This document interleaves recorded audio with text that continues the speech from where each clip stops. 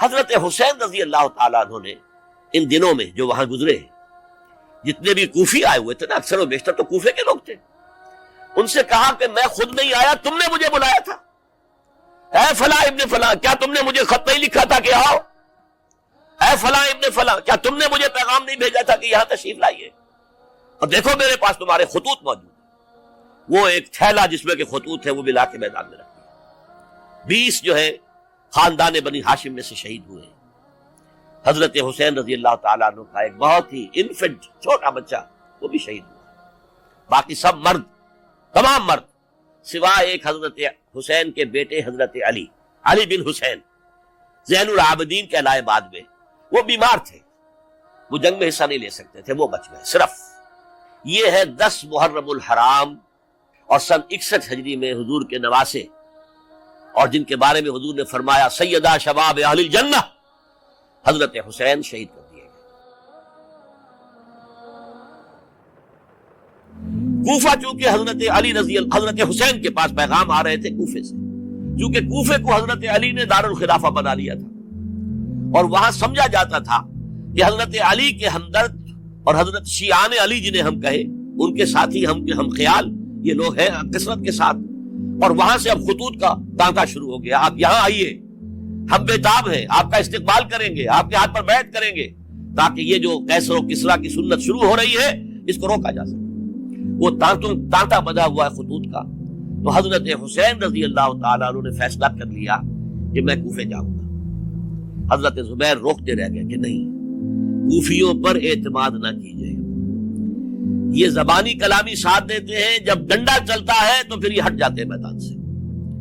اور حضرت حسین رضی اللہ تعالیٰ عنہ بامروت انسان، شریف النفس انسان، کیسے ممکن تھا غیرت مند غیور انسان وہ کیسے ان کی بات کو رد کر دیتا؟ لہذا اچھا چلو چلتے ہیں کوفے کی طرف۔ آگے بڑھتے چلے گئے، کربلا میں پہنچ گئے، جو کچھ وہاں ہوا ہے پھر آپ کو معلوم ہے۔ اس میں یہ بات ہے، پہلے 1000 کا لشکر بھیجا تھا عبید اللہ ابن زیاد نے، اس پر حضرت حسین رضی اللہ تعالیٰ عنہ نے جو باتیں کہیں وہ کچھ اثر انداز ہو گئی۔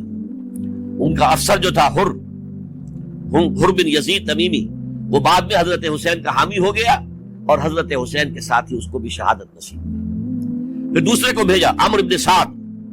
عمرو ابن سعد بھی ایک بڑی عظیم شخصیت کا بیٹا تھا، حضرت سعد ابن ابی وقاص جو فاتح ایران تھے، اور جن کو غزوہ احد کے موقع پر حضور نے فرمایا تھا کہ اے سعد تیر چلاؤ، میرے ماں باپ تم پر قربان۔ جبکہ احد میں گھیراؤ کر لیا تھا حضور کا، اور کفار قتل کرنے کے لیے ہجوم کر رہے تھے، اور کچھ حضرات تیر چلا چلا کے انہیں پھینک رہے تھے، دور جو ہے ہٹا رہے تھے، ان میں سے حضرت سعد ابن ابی وقاص بھی تھے۔ پھر وہ فاتح ایران تھے، اسی لیے گورنر بن گئے تھے ایران کے۔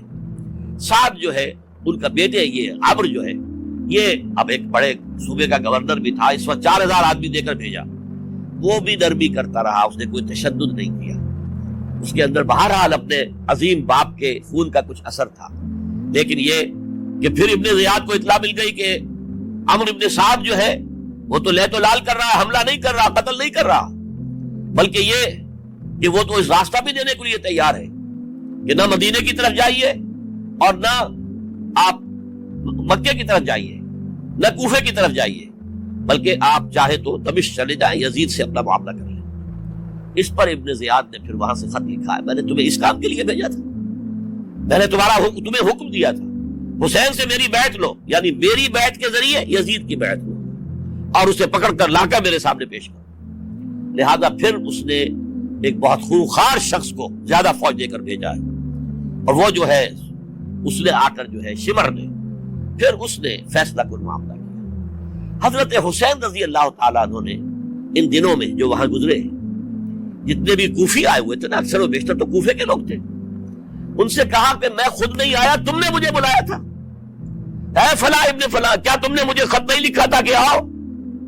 اے فلاں ابن فلاں کیا تم نے مجھے پیغام نہیں بھیجا تھا کہ یہاں تشریف لائیے؟ اور دیکھو میرے پاس تمہارے خطوط موجود، وہ ایک تھیلا جس میں کہ خطوط ہے وہ بھی لا کے میدان میں رکھ دیا۔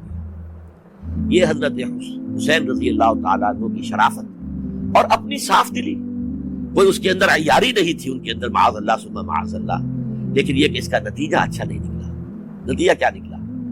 اب انہیں پتا چل گیا کوفیوں کو، اگر اب حسین زندہ دمشق پہنچ گئے یزید کے پاس تو یہ ہم سب کا بھاڑا پھوڑ دیں گے، ہماری شامت آ جائے گی، لہذا اب تو کسی صورت انہیں زندہ نہیں رہنے دیں۔ یہ ایک بڑا اہم واقعہ نوٹ کر لیجیے اس کو، اس لیے کہ حضرت حسین نے ایک ایک کا نام لے کر، اے فلاں ابن فلاں، اے فلاں ابن فلاں، اے فلاں ابن فلاں، کیا تم نے خط نہیں لکھا تھا؟ کیا تمہارا پیغام نہیں تھا؟ اب انہوں نے دیکھا کہ یہ بھانڈا اگر یزید کے ہاں جا کر پھوڑ دیا گیا تو پھر ہماری خیر نہیں ہوگی۔ یہی وجہ ہے حضرت حسین کو شہید کرنے کے بعد، یہ نوٹ کر لیجئے، 72 آدمی تھے کل، جس کو کہہ لے لشکر حضرت حسین کا رضی اللہ تعالیٰ، ان میں سے 20 خاندان بنی ہاشم کے چشم و چراغ، بڑی بہادری سے لڑے، بڑی بہادری سے لڑے، ایک ایک نے لڑ کر جان دیا، بہت سو کو مارا ہے۔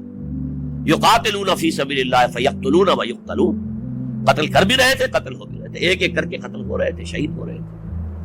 20 جو ہے خاندان بنی ہاشم میں سے شہید ہوئے۔ حضرت حسین رضی اللہ تعالیٰ عنہ کا ایک بہت ہی انفنٹ چھوٹا بچہ وہ بھی شہید ہوا، باقی سب مرد، تمام مرد، سوائے ایک حضرت حسین کے بیٹے حضرت علی بن حسین زین العابدین کہلائے بعد میں، وہ بیمار تھے، وہ جنگ میں حصہ نہیں لے سکتے تھے، وہ بچ گئے صرف۔ اچھا، حضرت حسین شہید ہو گئے، یہ ہے 10 محرم الحرام سن 61 ہجری۔ کیا مطلب ہے؟ حضور کے انتقال کے ٹھیک 50 برس بعد، سن 11 ہجری میں حضور کا انتقال، اور سن 61 ہجری میں حضور کے نواسے، اور جن کے بارے میں حضور نے فرمایا سیدہ شباب اہل الجنہ، حضرت حسین شہید کر دیے گئے۔ اور اس کے بعد اس لشکر نے خیموں کو آگ لگا دی۔ یہاں نکتہ سمجھ لیجیے، آگ کیوں لگائی؟ انہیں معلوم تھا ہمارے خلاف ڈاکومنٹری پروف موجود ہے وہاں پر، وہ ہمارے خطوط کے تھیلے وہاں موجود ہیں، اگر وہ باقی رہ گئے تو ہماری شامت آ جائے گی، ہمیں کون بچائے گا؟ تاکہ وہ ریکارڈ جو ہے ان کا وہ تلف ہو جائے، سارے خطوط جو ہیں وہ جل جائیں، تاکہ ان کے خلاف ثبوت باقی نہ رہے۔ یہ عظیم سانحہ کربلا ہے